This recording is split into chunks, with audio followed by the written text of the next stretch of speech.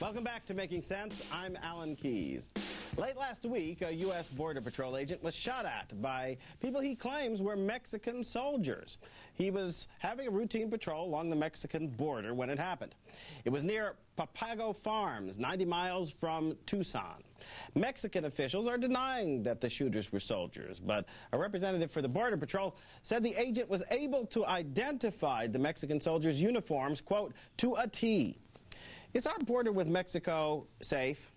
There have been other reports suggesting that folks identified as Mexican soldiers were found in some of the tunnels that have been dug underneath the border that have been associated with the drug trade, and that they've been involved somehow possibly in guarding the merchandise or the people conducting that trade. Obviously, this would be very disturbing information, suggesting a level and degree of corruption perhaps within the Mexican law enforcement and military establishment that could be severely damaging, particularly in these times of terrorism, and especially knowing what we know about the network of links between terrorists and the drug trade. Well, joining us now to discuss this from Washington is Daniel Griswold. He's the Associate Director of the CATO Institute's Center for Trade Policy Studies.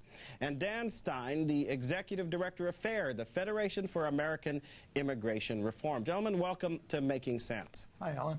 Dan, let me start off with a question for you, because I know that the whole situation we're in with terrorism, with immigration, with these kinds of reports now emerging involving the drug trade and the possible effects of corruption within the Mexican military and police establishment, are we coming to a day when we just have to acknowledge that this is not an open border situation? We must fortify the border and basically put ourselves in the situation of a lot of other countries in the world where borders have to be closed and fortified and carefully guarded by hundreds of thousands of troops? Borders are borders. Borders are very important in the modern world. There's just no question about it. The nation state is under assault worldwide, Alan, because we see immigration pressures certainly on the developed countries, the wealthier nations, like we've never seen before in human history. And certainly with the Mexican government, you know, the election of President Fox was supposed to be a new day, a dawning in a new relationship with mutuality of trust and respect, that we were both going to respect that border between our two countries. That incident the other day, a Mexican Army officer shooting at a U.S. Border Patrol agent, is not the first time. It's evidence of systemic corruption and drug trafficking, and it's got to stop. Daniel Griswold, is this a tolerable situation? Well, look, we don't know what happened down there. We don't know if they were Mexican soldiers. They may have been in pursuit of people in criminal activity. We just don't know. But one thing I do know, it is irresponsible to talk about this as some kind of act of war, as one member of Congress did the other day. Look, we have real enemies out in the world. Al-Qaeda, Saddam Hussein. Mexico is not our enemy. The Mexican government, the Mexican people are not our enemies. We have a 2,000-mile border with Mexico. We've probably never had better relations with the Mexican government than we do today with Vicente Fox. This is a calling out for cooperation, not confrontation. But when you say that we have to pay attention to our real enemies, isn't one of the problems of a porous border that in some sense is not being properly patrolled on one side possibly, and where there are these possible elements of corruption? I mean, if drug trade people can corrupt, so can terrorists corrupt. They have access to a lot of money, some of it the same money as the drug dealers. Doesn't this pose also a security problem in that context? Look, Daniel Griswold? One of the problems we've had is that our immigration policy has been obsessed with catching Mexican construction workers, and that has taken resources away from catching terrorists. We had 10 times as many agents on the Mexican border before September 11th as we did on the Canadian border, even though the terrorists tend to prefer the Canadian border. We need to drain this swamp. We need to legalize the flow of Mexican workers into the United States. That would take away this underground network and make it more difficult for terrorists to get into this country, and it would free up resources to go after people who want to blow up our buildings instead of going after people who want to help us build them. Dan Stein, do you think that this means we should have more openness, and that's somehow going to solve this problem? I cannot understand how anyone could ever reach that kind of analysis. How are you ever going to catch terrorists if you can't determine who's coming into the country? The President Bush in the United States has a choice. He's either going to reassert the sovereignty of the United States and control of that border, or we're going to have anarchy. And it doesn't matter whether a Mexican worker's coming up here to do construction work or someone from some other country is coming in to blow up a building. We're entitled as a nation to control our borders. Look, and people coming across that border illegally, if you live down on that border, Mr. Griswold, you would find out that people are contending with trespass, destruction of property, threats to their physical safety. We've got a great border patrol by Dan Stein.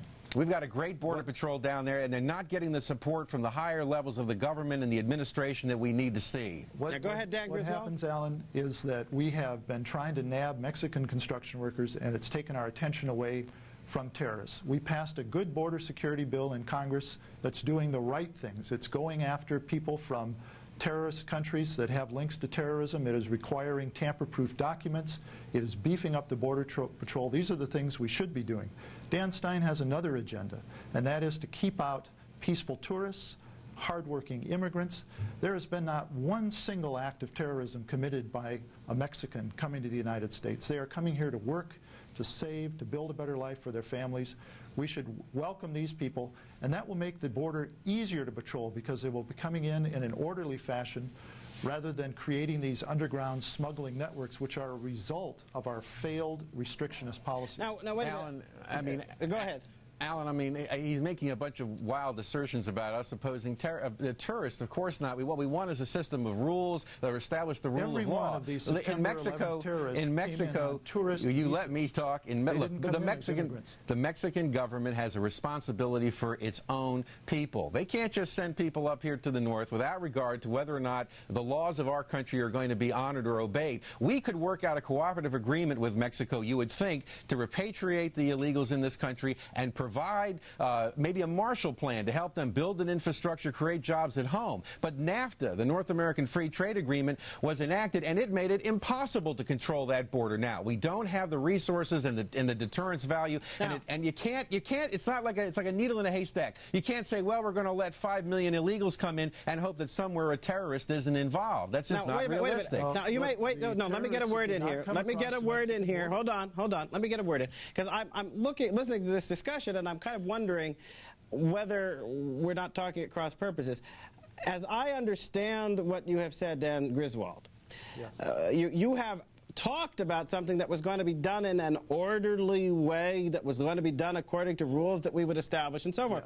It sounds good, but if you're not in control of that border, rules don't mean anything. If people can just kind of wander across when they feel like it and you're not really able to patrol it and don't get the cooperation necessary to do so, your rules, whatever they are pointless because they're going to be disregarded. So don't we have to have control of the border before any regime of rules is going to make any difference? You know, Alan, think of Ellis Island.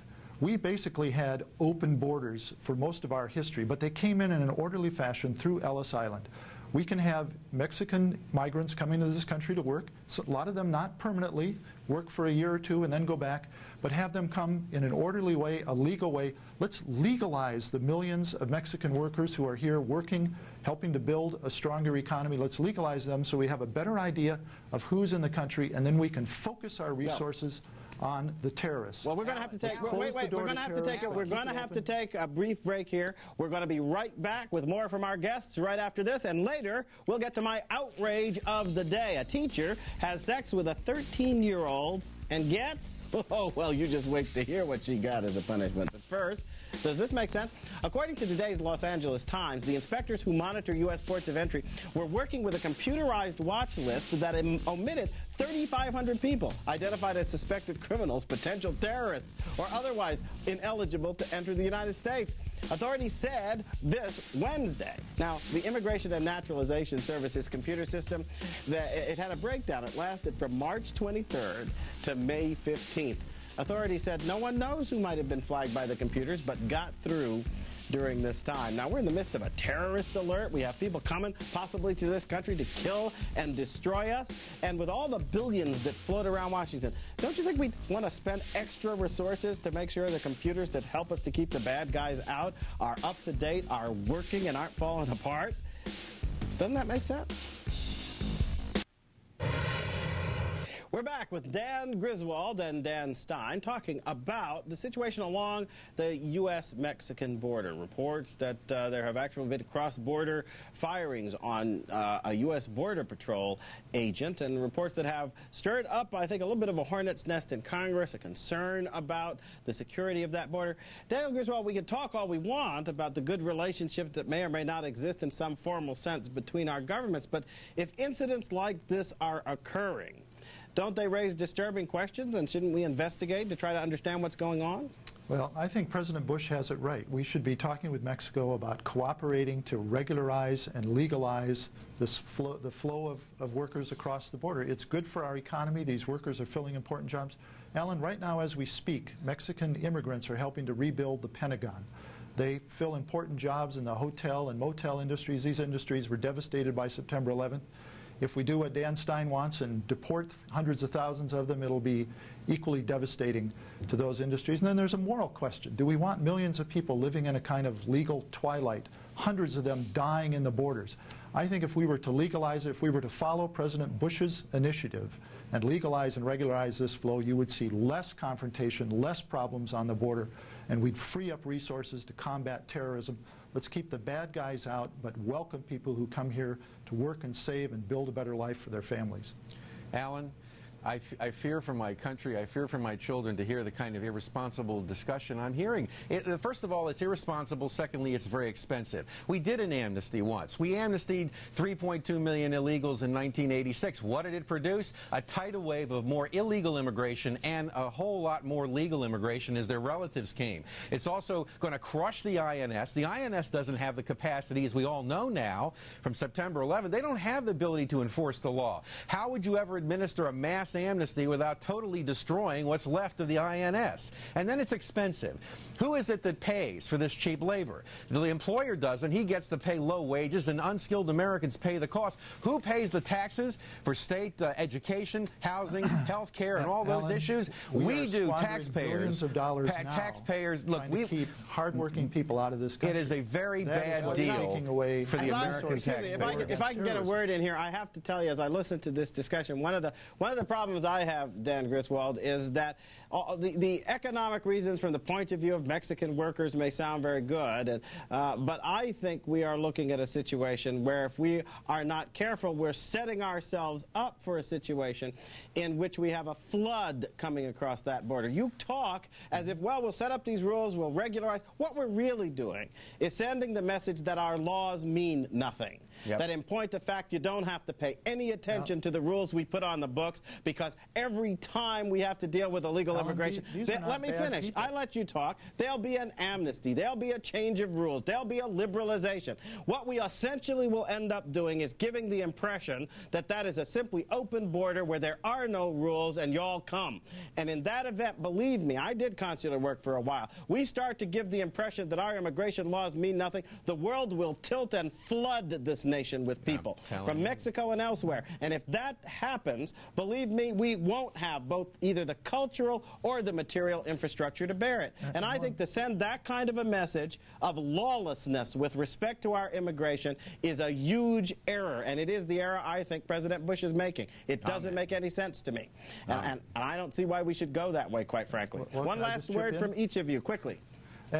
Alan, I think these are not bad people. These are bad laws. I think we should follow President Bush's initiative and welcome people who want to come to this country and work and build a better life. A lot of them go back. That's the historical let me give experience. a quick last word to Dan Stein. The president's making a huge mistake pandering to the ethnic vote. And let's face it, Mexico hasn't given up anything. All they're doing is making demand after demand after demand, and we're sick and tired of it. Thank you both. I really appreciate your coming. I think one of the problems is we're not going to end up with good laws or bad laws, just no laws at all that anybody pays attention to.